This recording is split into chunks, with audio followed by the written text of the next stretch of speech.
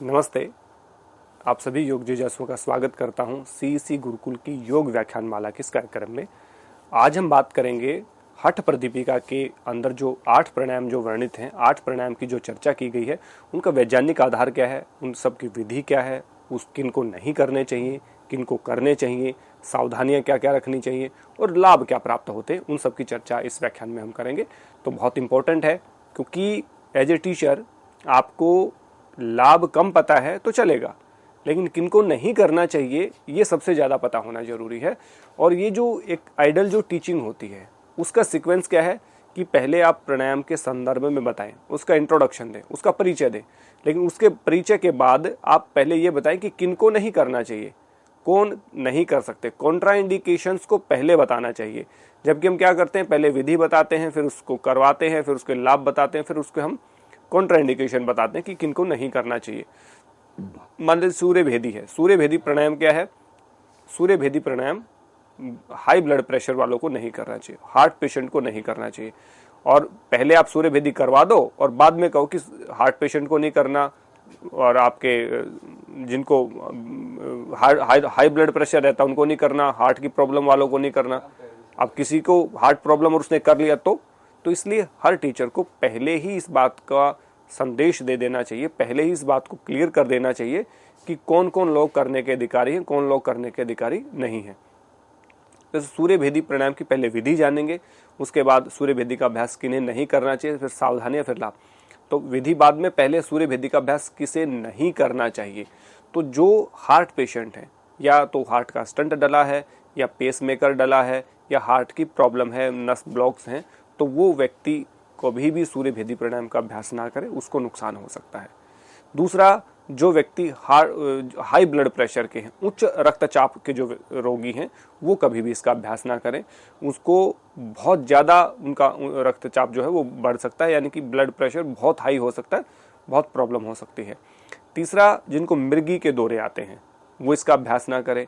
और इसके साथ साथ जिनको नक्सीर आती है, या गर्मी के मौसम में बहुत ज़्यादा गर्मी है तो भी आप इस प्राणायाम का अभ्यास ना करें।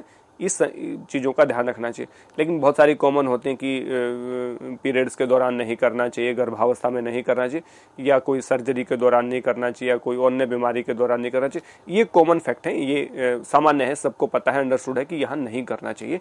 लेकिन मुख्य रूप से सूर्य भेदी उच्च रक्तचाप के रोगियों को, हृदय रोगियों को, एपिलेप्सी यानी कि मिर्गी के दौरे वाले व्यक्तियों को, जिनको नक्सीर आती है उनको, या बहुत गर्मी में या बहुत उष्ण माहौल में या मौसम में या वातावरण में इसका अभ्यास हमें नहीं करना चाहिए। और सूर्य भेदी का प्राणायाम जो है उसको करने में हमें सावधानी क्या रखनी चाहिए। सूर्य भेदी का प्राणायाम को करते सावधानी ये रखनी चाहिए कि हमें अपनी क्षमता के अनुसार आगे बढ़ना है। क्षमता मेरी, टीचर की, स्टूडेंट की, बड़े की, बूढ़े की, बीमार की, स्वस्थ की, महिला की, पुरुष की, सबकी अलग अलग होती है। मैं किसी दूसरे की क्षमता के अनुसार ना करूं, मैं अपनी क्षमता के अनुसार करूं। तो इसलिए हमेशा सावधानी रखनी चाहिए कि अपनी क्षमता से ज़्यादा ना करें, अपनी क्षमता के अनुसार करें।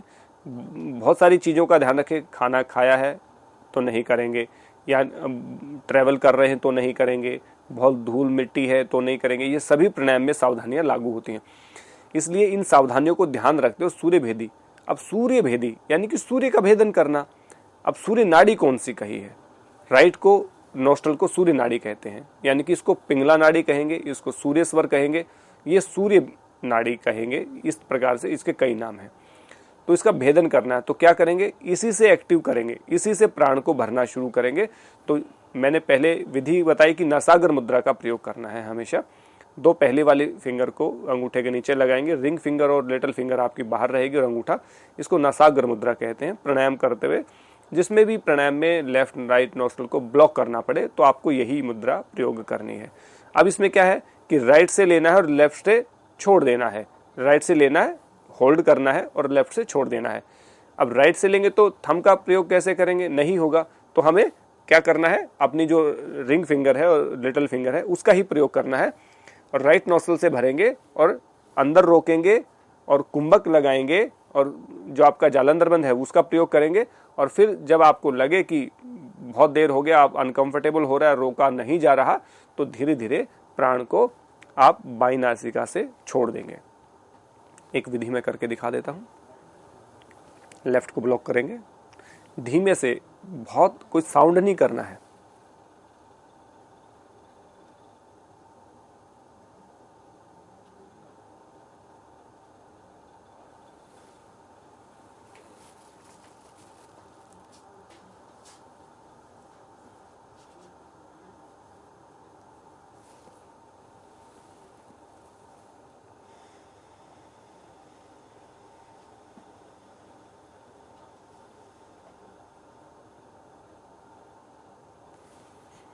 इस प्रकार आप सूर्य भेदी का अभ्यास करें। सूर्य स्वर को, सूर्य नाड़ी को, पिंगला नाड़ी को या राइट नोस्ट्रल को एक्टिवेट करना है। उससे श्वास लेंगे, लेफ्ट से छोड़ देंगे, फिर श्वास लेंगे, लेफ्ट से छोड़ देंगे, राइट से लेंगे, लेफ्ट से छोड़ देंगे। यही प्रक्रिया बार बार दोहरानी है। राइट से लेंगे, होल्ड करेंगे तो जालंधर बंद लगाएंगे और उसके बाद धीरे धीरे राइट को ब्लॉक करके लेफ्ट से धीरे धीरे निकाल देंगे। कोई साउंड नहीं आना चाहिए, कोई किसी प्रकार का, बहुत सारा जो ऐसे साउंड करते हैं, ये वाला साउंड नहीं आना चाहिए। ये बिल्कुल गलत है, ये आपको अरुचि पैदा करेगा। ये सावधानियों में है। कमर गर्दन आपकी बिल्कुल सीधी होनी चाहिए, आपकी बैक नेक हेड शुड भी स्ट्रेट होने चाहिए, रिलैक्स होने चाहिए, लिटिल बिट स्माइल होनी चाहिए आपके फेस पे, तनाव नहीं होना चाहिए, खाली पेट होनी चाहिए। बहुत सारी सावधानियां आपको रखनी है। और जिनको नहीं करना वो हमने बताया कि जो एपिलेप्सी के रोगी हैं, हृदय रोगी हैं, या कहें कि उच्च रक्तचाप के रोगी हैं, हाई ब्लड प्रेशर के रोगी हैं, उनको इसका अभ्यास नहीं करना चाहिए। गर्मी के मौसम में इसका अभ्यास नहीं करना चाहिए। अब कहें कि लाभ क्या प्राप्त होंगे? लाभ, यदि जिनको लो ब्लड प्रेशर रहता है उनके लिए बहुत उपयोगी है। जो पेट के कीड़े जिनको होते हैं, कृमि दोष जिनको होते हैं, वो दूर होते हैं। कफ रोगी के लिए बहुत इंपॉर्टेंट है। मान लीजिए कफ हो गया, खांसी हो गई, जुकाम हो गया, बलगम हो गया, तो उसके लिए सूर्य भेदी प्राणायाम सबसे उपयोगी है। सूर्य भेदी से आपकी राइट नोस्ट्रल एक्टिव होगी, तो आपका जो राइट नोस्ट्रल एक्टिवेट होगी, वो सूर्य आपका जो भेदन करते हो, जो आप बॉडी में हीट जनरेट करेगा, उससे आपका कफ जो है समाप्त होगा, कफ सूख जाएगा। तो कफ रोगियों के लिए बहुत अच्छा है। पेट के कीड़े जिनको रहते हैं, कृमि दोष रहते हैं, उनके लिए बहुत अच्छा है। ग्लो इससे आएगा, पाचन तंत्र इससे मजबूत बनेगा, मतलब जठराग्नि प्रदीप्त हो जाएगी, अच्छे वाली प्रदीप्त हो जाएगी कि आप कई बार गरिष्ठ भोजन भी ले लें, ज़्यादा भोजन भी यदि आप कर रहे हैं तो उसको भी पचाने की क्षमता एक सूर्य भेदी प्राणायाम करने वाले साधक के अंदर आएगी। और इसका अभ्यास नियमित रूप से करें, लेकिन वही करें जिनको सूर्य भेदी की आवश्यकता है। आवश्यकता नहीं है तो सूर्य भेदी को करने की आवश्यकता नहीं है। यदि आपकी बॉडी में रिक्वायरमेंट है, आपको नीड है, तो ही आप उसको अपनी कैपेसिटी को यूज किए, अदरवाइज आप इसका प्रयोग ना करें। बहुत सारे लोग कहते हैं कि सारे के सारे कर लें। 8 के 8 प्राणायाम करने का कोई लॉजिक नहीं है कि 8 के 8 प्राणायाम करने हैं। इसमें जो व्यक्ति जिस प्रकृति का है, जिस प्रवृत्ति का है, अपनी प्रकृति और प्रवृत्ति को देखते हुए ही हमें प्राणायाम का चूज करना है। यहाँ तो ये है कि किस हर परिस्थिति में अलग अलग प्राणायाम का बात कही गई, अलग अलग प्रकार के प्राणायामों की चर्चा की, इसलिए कि हर व्यक्ति अपने अनुसार, अपने सुविधा के अनुसार और अपनी जरूरत के हिसाब से इन सब प्राणायामों को चूज कर ले। यदि आपको सूर्य भेदी की आवश्यकता तो केवल सूर्य भेदी करें, चंद्र भेदी और आपका जो शीतली शीतकारी है उसका प्रयोग ना करें। वो जब शीतली शीतकारी कर रहे हैं तो सूर्य भेदी का करने की आवश्यकता नहीं, क्योंकि उस समय पे आपको जरूरत है। ये टोटल एक तरह से बैलेंस बनाने का काम हमारे शरीर में करते हैं। सूर्य भेदी के बाद हम जानेंगे उज्जाई प्राणायाम, जो कि दूसरा प्राणायाम है। उज्जाई प्राणायाम की विधि क्या है, उज्जाई प्राणायाम किसे नहीं करना चाहिए, सावधानियां, लाभ। सावधानियां तो एक तरह की ही है। खाना खा के नहीं करना, खाने के 3 घंटे बाद करना है, बहुत ज़्यादा भूख लगी हो तो भी नहीं करना है, कमर गर्दन सीधी रख के करना है, स्माइल होनी चाहिए फेस पे, और हवादार जगह करना चाहिए, किसी वेंटिलेशन हो जहाँ पे, बहुत कंजस्टेड जगह ना हो, ट्रैवल करते हुए ना करें। आजकल मैंने देखा बसों में, ट्रेनों में लोग कर रहे हैं, वो उसके करने से बचे, वो अच्छा नहीं है साइन उसके लिए। उज्जाई प्राणायाम किन्हें नहीं करना चाहिए? उज्जाई प्राणायाम उन लोगों को नहीं करना चाहिए जिनका वोकल कॉर्ड का ऑपरेशन हुआ है, गले का जिनको ऑपरेशन हुआ है, या गले में कोई दर्द रहता है, गले में कोई पेन है, उस समय पे ना करें। लेकिन यदि उज्जाई प्राणायाम करते हैं तो गले के सारे रोगों को ठीक करता है। तो बाकी सामान्य व्यक्ति सब कर सकते हैं उज्जाई प्राणायाम। कोई विशेष प्रकार का कोई ऑपरेशन हुआ है या गले की कोई सर्जरी हुई है तो उसका अभ्यास थोड़ा सा आप टालेंगे तो ज़्यादा अच्छा रहेगा। अब उज्जाई प्राणायाम की विधि को जान लेते हैं ताकि इसके लाभों की, अच्छे लाभों की चर्चा की जाए। इसमें कोई नोस्ट्रल को ब्लॉक नहीं करना है, दोनों नोस्ट्रल से श्वास को लेना है। टेक्निक क्या है कि जब आप श्वास को अंदर भरेंगे तो गले को थोड़ा सा सिकोड़ लेंगे। अब श्वास नाक से जाकर के फेफड़ों में जाने के लिए गले से होकर के जब जाता है और गले से के इस भाग से होते हुए जब निकलता है और गले का संकुचन कर दिया हमने, इसको अंदर की तरफ खींच दिया, तो वो श्वास जो जा रहा था वो इस गले से टकराएगा और उसके टकराने से जो आवाज उत्पन्न होगी, जो ध्वनि उत्पन्न होगी, वो उज्जयी प्राणायाम है। ठीक है, अब देखिए मैं इसको करूंगा।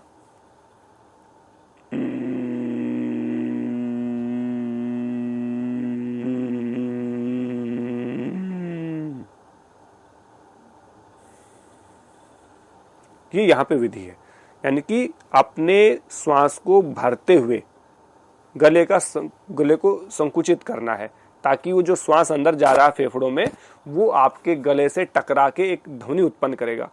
बहुत तेज ध्वनि नहीं होनी चाहिए कभी भी।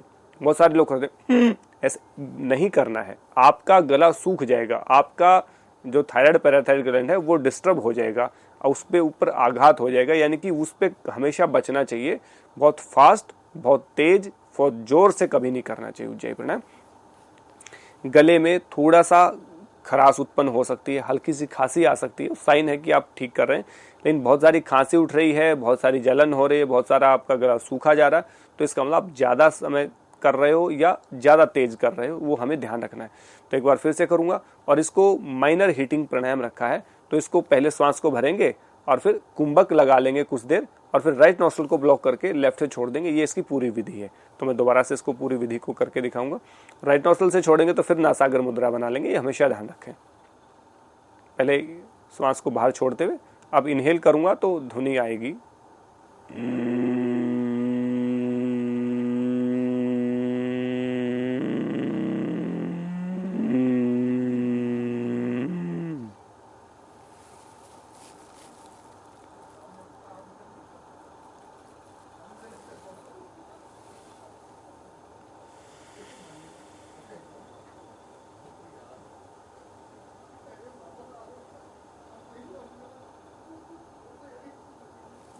अब मैंने राइट को ब्लॉक करके लेफ्ट से छोड़ा, इसका मतलब ये माइनर हीटिंग प्राणायाम है, क्योंकि राइट लेफ्ट से छोड़ रहा हूं मतलब राइट एक्टिव हुआ है इसमें, तो ये माइनर हीटिंग प्राणायाम है। अब इसके लाभ जान लेते हैं। जिनको थायराइड पैराथायराइड ग्लैंड का प्रॉब्लम रहता है, ये थायराइड पैराथायराइड ग्लैंड काम क्या करता है शरीर में? ये थायराइड और पैराथायराइड जो ग्लैंड है, ये हमारे शरीर के हार्मोन्स को बैलेंस करता है। हमारा जो हार्मोन्स हैं, यानी कि जो शरीर की जो बढ़ने की तकनीक होती है, शरीर के जो हमारे हार्मोन होते हैं, जितने भी हार्मोन होते हैं, उनको बैलेंस करने का काम करता है। यदि उज्जयी प्राणायाम करते हैं तो सारे हार्मोन हमारे बैलेंस रहते हैं, हार्मोनल इम्बैलेंस नहीं आता। और हार्मोनल इम्बैलेंस से बहुत सारे रोग होते हैं, अनेकों रोग होते हैं। महिलाओं में पुरुषों वाले लक्षण, पुरुषों में महिलाओं वाले लक्षण आते हैं, या महिलाओं की जो प्रॉब्लम्स होती हैं वो बढ़ जाती हैं, पुरुषों की अपनी प्रॉब्लम बढ़ जाती हैं। गला अच्छे से काम नहीं करता, आवाज़ बैठ जाती है, या जो उसकी वाणी होती है वो प्रभावशाली नहीं रहती, या उसके बॉडी का जो ग्रोथ है वो नहीं होता, या माइंड का ग्रोथ नहीं होता। ऐसे बहुत सारे प्रॉब्लम जो होती हैं, वो सभी प्रॉब्लम्स को दूर करता उज्जयी प्राणायाम। माने थायराइड और पैराथायराइड ग्लैंड्स के इम्बैलेंस होने से उत्पन्न होने वाली सभी बीमारियों का इलाज है।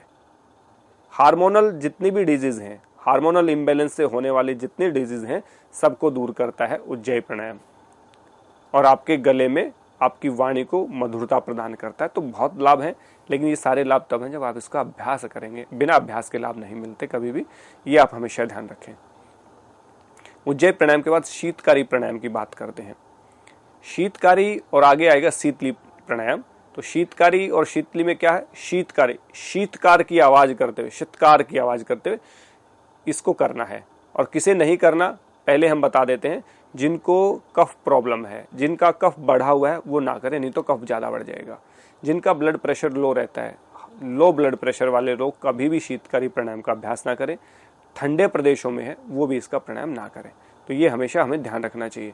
सावधानी क्या कि शुद्ध और साफ जगह पे ही इसका अभ्यास करना चाहिए। वहाँ पे पॉल्यूशन नहीं होना चाहिए थोड़ा भी, क्योंकि यदि ऐसा है तो गले के माध्यम से श्वास अंदर जाएगा और वो प्रॉब्लम क्रिएट कर सकता है। इसलिए शीतकारी प्राणायाम करते हुए कभी भी आपने किसी भी ऐसे खुली जगह पे, ऐसी जो पॉल्यूशन है, एयर क्वालिटी इंडेक्स सही नहीं है, वहाँ पे इसका अभ्यास नहीं करना चाहिए, नहीं तो लाभ की बजाय हानि होने की संभावना रहती है। और उसके बाद किनको नहीं करना चाहिए मैंने बता दिया, लो ब्लड प्रेशर वाले ना करें, सर्दी के मौसम में इसको ना करें क्योंकि ठंड बढ़ेगी, कफ जिन लोगों को बढ़ा हुआ है वो ना करें।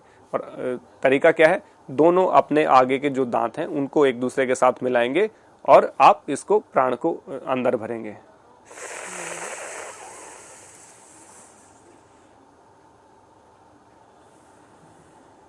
धीरे धीरे दोनों नासिकाओं से श्वास को बाहर छोड़ेंगे। फिर एक बार,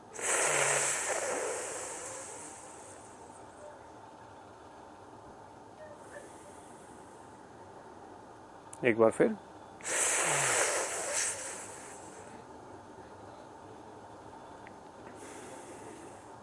आप कहेंगे बाकी प्राणायाम तो एक एक बार की, ये 3 बार किया, क्योंकि शीतकारी प्राणायाम की आवश्यकता है, क्योंकि गर्मी का मौसम है तो शीतकारी प्राणायाम को ज़्यादा समय तक किया जा सकता है। अब इसके लाभ जान लेंगे। गर्मी जो लगती है, प्यास जो लगती है, भूख जो लगती है, उसको शांत करता है, माने उसको बैलेंस करने का काम करता है, उसको उसके प्रभाव को लिमिट, उसको लिमिट करता है, मतलब व्याकुल नहीं होने देता कभी भूख प्यास से। और दूसरा, जो हाई ब्लड प्रेशर के रोगी हैं उनके लिए बहुत रामबाण का काम करता है। दांतों के जाड़ों का कोई भी रोग नहीं होता, पायरिया है, दांतों में ठंडा गर्म की बात है, नियमित रूप से जो शीतकारी करेगा उसको दांतों का कोई रोग नहीं होगा, दांतों में कोई कीड़ा या कैविटी नहीं होगी। इसके साथ साथ आप देखेंगे कि हाई ब्लड प्रेशर वालों के लिए बहुत अच्छा है। दूसरा, ये सुंदरता बढ़ाता है, ग्लो बढ़ाता है हमारे शरीर में, और ग्लो के साथ साथ आपके जितने भी विकार हैं, त्वचा संबंधी जो विकार हैं, उनको भी दूर करने का काम करता है। तो शीतकारी के संदर्भ में और शीतली के संदर्भ में ये भी बात कही जाती है कि कामदेव के समान व्यक्ति को सुंदर बनाता है। इतनी इसका प्रभाव है शीतकारी प्राणायाम का। तो सावधानियां हमने जान ली, लाभ इसके जान लिए। अब हम जानेंगे शीतली प्राणायाम। शीतली प्राणायाम को 2 तरीके से किया जाता है। एक, शीतली प्राणायाम में अपनी जिह्वा के दोनों साइड को फोल्ड करके और उसके अंदर से श्वास को लेना।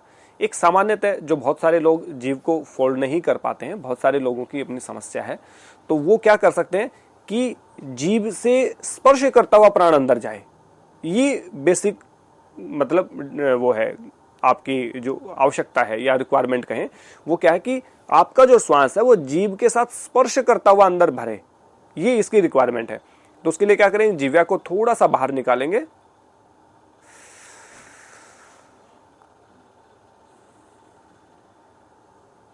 दोनों नासिकाओं से धीरे छोड़ेंगे। जिह्वा को थोड़ा सा, बहुत सारी जिह्वा को बाहर निकालने की आवश्यकता नहीं होती। बहुत सारे लोग पूरी जिह्वा को बाहर निकाल करके इस प्राणायाम को करते हैं, इतनी आवश्यकता नहीं होती। हल्का सा जिह्वा को बाहर निकालेंगे, मुंह को खोलेंगे और प्राण को भीतर भर लेंगे। ये भी सावधानियां भी इसकी सारी सेम है, इसके किनको नहीं करना चाहिए वो भी सारा सेम है। लाभ भी लगभग जो है समान है। भूख प्यास को निवृत्त करता है, आपके कफ जो है उनको नहीं करना चाहिए, और जो हाई ब्लड प्रेशर के रोगी हैं उनको बहुत अच्छे से करना चाहिए, उनके लिए बहुत है। और कामदेव के समान सुंदर और ग्लो को तो शरीर में पैदा करता है। तो शीतली और शीतकारी दोनों सगे भाई की तरह हैं, मतलब छोटा बड़ा भाई की तरह हैं। तो दोनों के लाभ लगभग समान है। यदि शीतकारी की बात करें तो दांतों और जाड़ों के रोगों को भी वो दूर करता है, वो उसका अलग से एडवांटेज है, प्रभाव है। शीतली के बाद भस्त्रिका। अब भस्त्रिका प्राणायाम के विषय में बड़े लोगों के ये रहते हैं कि भस्त्रिका प्राणायाम कैसे करना चाहिए। भस्त्रिका जो शब्द है वो लोहार की धोकनी आते हैं ना, जैसे बार बार वो लोहार की धोकनी आपने देखो कि बहुत तेज जोर से जाती है। तो लोहार की धोकनी में जिस प्रकार से आग का प्रवाह होता है, बहुत तेज गति से आती जाती है हवा, वैसे ही तेज गति से हवा को आना जाना। लेकिन कोई भी व्यक्ति इतनी तेज गति से करेगा तो मुझे नहीं लगता कोई 2 मिनट लगातार कर पाएगा, वो चक्कर आके गिर जाएगा, उसके अंदर इतनी वीकनेस आ जाएगी, इतना शरीर की ऊर्जा का क्षय हो जाएगा वहां पे। इसलिए भस्त्रिका को कैसे करना है सबसे इंपॉर्टेंट बात है। इससे पहले भस्त्रिका किसे नहीं करना चाहिए, हाई ब्लड प्रेशर वाले रोगी को कभी नहीं करना चाहिए, या जिन लोगों को आपका मिर्गी के दौरे हैं, हार्ट पेशेंट हैं, या नक्सीर आती है, या गर्मी का मौसम है, कभी भूल कर भी नहीं करना चाहिए इनका प्राणायाम।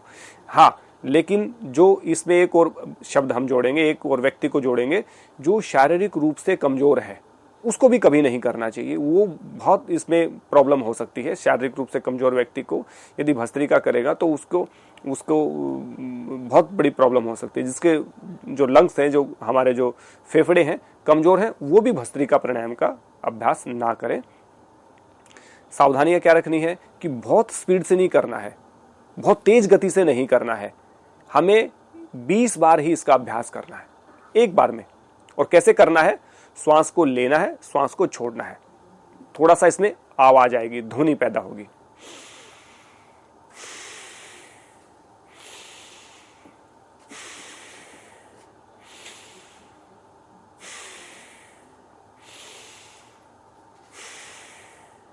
ये बहुत स्पीड से नहीं करना चाहिए हमें कभी भी, ये हमें इसमें ध्यान रखना है।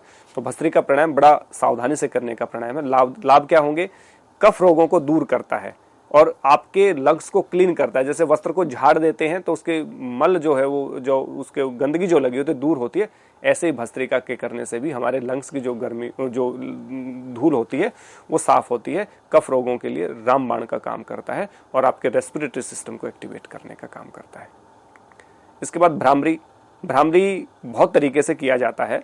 भ्रामरी में आप करें, गुंजन करना होता है श्वास को। जो यहाँ पे जो विधि है उसकी विधि की बात करेंगे, किसको नहीं करना चाहिए, सब व्यक्ति भ्रामरी प्राणायाम का अभ्यास कर सकते हैं, किसी के लिए कोई मनाही नहीं है, ये सबके लिए करने योग्य है। सावधानी क्या है, इसमें सावधानी ज्यादा नहीं रखनी, कमर गर्दन सीधी रखें, आप इसको आराम से कहीं भी कर सकते हैं, इसलिए इसमें कोई सावधानी की बहुत ज्यादा नहीं होती। खाना खा के भी कर सकते हैं, रात को सोते समय भी कर सकते हैं।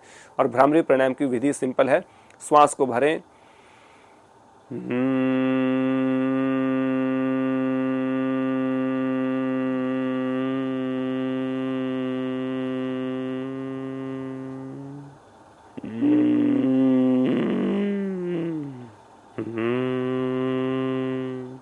श्वास को लेते हुए भंवरे का गुंजन, छोड़ते हुए भंवरी का गुंजन, ऐसे यहाँ पे विधि बताई है। डिफरेंस करना बड़ा मुश्किल है, लेकिन बहुत सारे लोग दोनों अंगूठों को कानों को बंद करके एक उंगली माथे पर लगाकर भी इसका अभ्यास करते हैं, वो भी सही है। कुछ लोग कानों में उंगली डाल के ऐसे ऐसे करके भी नाद को निकालने का प्रयास करते हैं, वो विधि भी अपनी जगह सही है। लेकिन श्वास को ऐसे भर के और श्वास को रिलीज करना भंवरे की आवाज करते हुए, ये भी सही है। तो कई तरह का प्रचलन है, कई परंपराएं इनको अलग अलग तरह से कर सकती हैं। भ्रामरी इंसोमेनिया के लिए, अनिद्रा के लिए, थकान के लिए, माइग्रेन के लिए बहुत जरूरी है और आपके हाई ब्लड प्रेशर के रोगियों के लिए बहुत जरूरी है, अवसाद के रोगियों के लिए, तनाव के रोगियों के लिए बहुत उपयोगी है ये भ्रामरी का अभ्यास। भ्रामरी के बाद मूर्छा क्या है, जो मूर्छा उनको नहीं करना चाहिए जिनको भस्त्रिका और जो सूर्य भेदी नहीं कर सकते, वो मूर्छा भी नहीं कर सकते। मूर्छा में क्या होता है कि पर्टिकुलर आपको श्वास को अंदर लेकर के अंदर ही श्वास को रोके रखना होता है और मन को मूर्छित होने तक उस प्राण को कुंभक रखना है। तो जबरदस्ती करना है तो सूर्य भेदी वाले और जो आपके मैंने जो लाभ सावधानियां और जो नहीं करने चाहिए वो बताया, वो भस्त्रिका और सूर्य भेदी वाले इसका ना करें।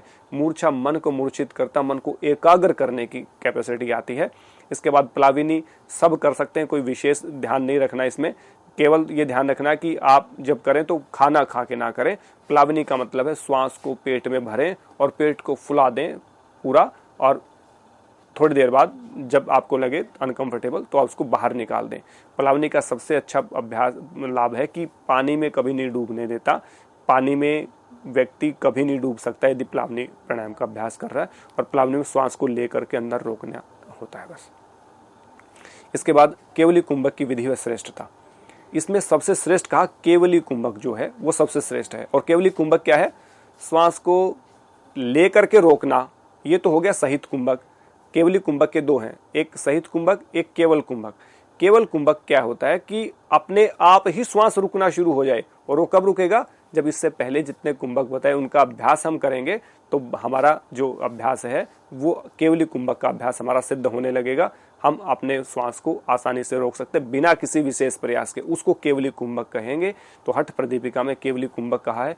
जितने प्राणायाम कहे हैं सबका लाभ तभी मिलेगा जब आप इसको क्रियान्वित करेंगे, और क्रियान्वित करते हुए दो बातों का विशेष ध्यान रखें, आपके अंदर डेडिकेशन होनी चाहिए प्राणायाम के प्रति, और ग्रेटिट्यूड होना चाहिए उन सभी गुरुओं के प्रति या ऋषियों के प्रति या परमात्मा के प्रति जिन्होंने इस विद्या को आपकी तक पहुंचाया। तो ग्रेटिट्यूड प्लस डेडिकेशन यानी कृतज्ञता और आभार के साथ यदि आप करते हैं तो आपका जो श्रद्धा और आभार के साथ यदि आप अभ्यास करते हैं, कृतज्ञता के साथ, तो आपका अभ्यास दिन दुगनी रात चौगुनी तरक्की करता है।